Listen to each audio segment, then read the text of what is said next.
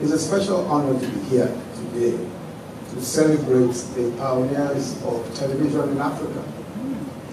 Exactly 60 years ago today, Chief Obafemi Awolowo, Premier of the Western region, then flanked by the Governor General, Sir John Rankin, and Chief Anthony Anaporo, who was the region's Minister of Information, and Chief Titi Shola, the first board chair of the Western Nigeria Broadcasting Corporation, formally entered the history books by commissioning the WNTV, first in Africa. And this was ahead of China. China only got television in 1962. Ahead of Canada. Canada got television in 1967. Ahead of New Zealand in 1960.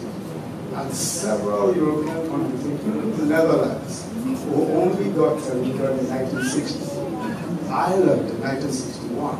Greece in 1966. And Malta in 1962. So it was not just first in Africa. It was first in many parts of Asia. And of course, as you can imagine, even in Europe, we do not even talk at all about Eastern Europe. The event was historic for three reasons. Firstly, it demonstrated the capacity of the Nigerian mind to conceive of and achieve anything, no matter how complex or difficult. Secondly, it demonstrates how visionary leadership can inspire and lead people from the lowest levels to the highest points of human imagination. Thirdly, it exemplifies the use of public resources for the public good. The WNTV was built to inform and to educate and to entertain. And as Papa himself said on that day 60 years ago, television is a powerful influence for good. It would ordinarily have been unimaginable that somehow, in a part of the then yet to be independent Nigeria, a man and his team would build a television station in 3 months.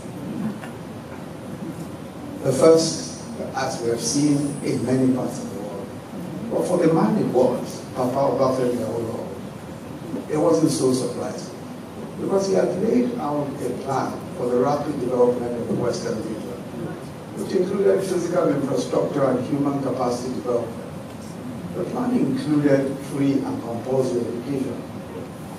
As of the date of the inauguration of WNTV, almost 1 million children were in school in the Western region.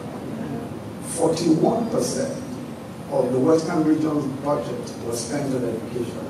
The highest proportion at that time anywhere in the world. Anywhere in the world. In the free world in particular, it was obvious that those who understood the value of education used it as a powerful covenant for the advancement of their peoples, and Papa clearly understood that so long ago. So today, as we celebrate the 60th anniversary of the establishment of the WNTV, we also celebrate what is possible in our nation and in our states.